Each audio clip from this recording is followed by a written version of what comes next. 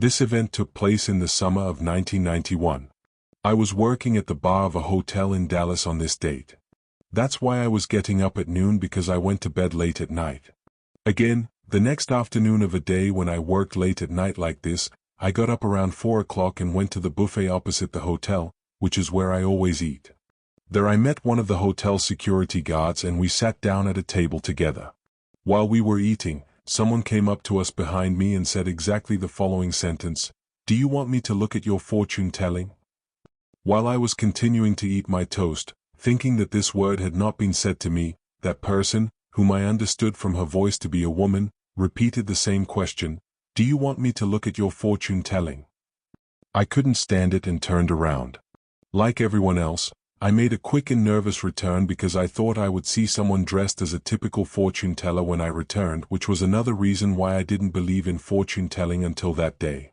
We made eye contact with the woman, and she repeated the question she had just asked without giving me a chance to say anything to her: "Do you want me to look at your fortune telling?"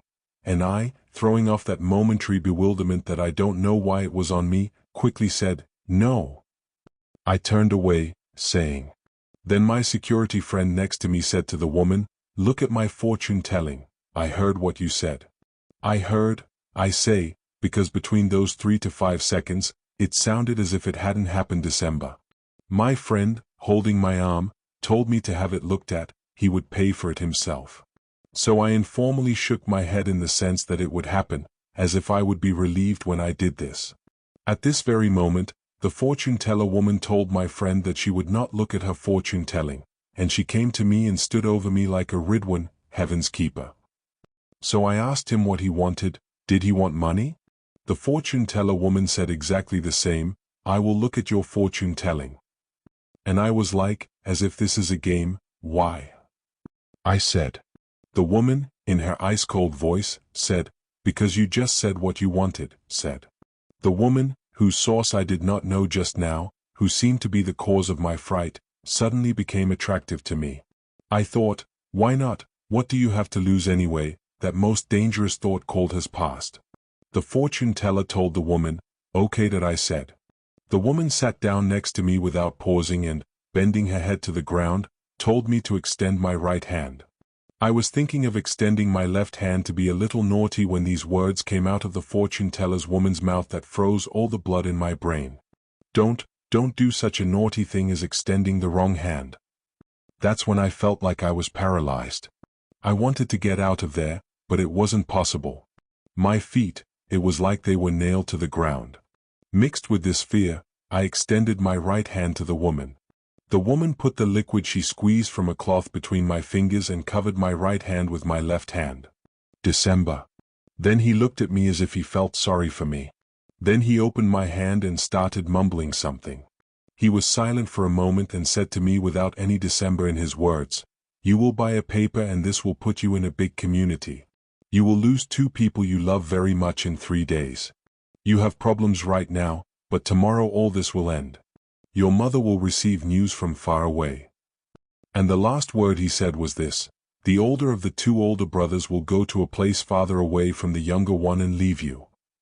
Let me pass over the story part of the incident and tell you about the events that happened that week. 2 days later, my university exam result paper arrived and I was now eligible to be in a crowd.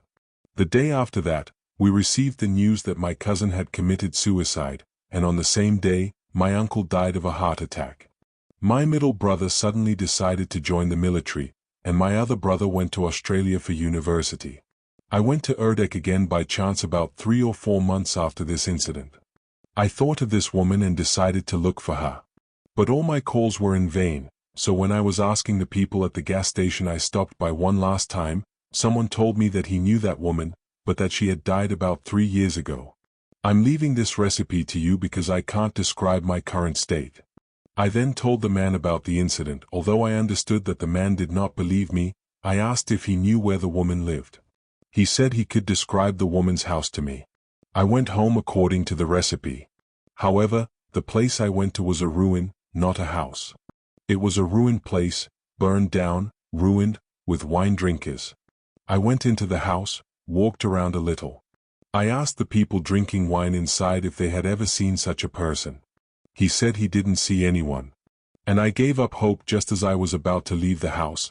I saw the cloth that the woman had squeezed on my hand on the top of the stairs that I had just climbed. You will say, how do you know that it is the same cloth? Because after that day, the smell on my right hand has never come out.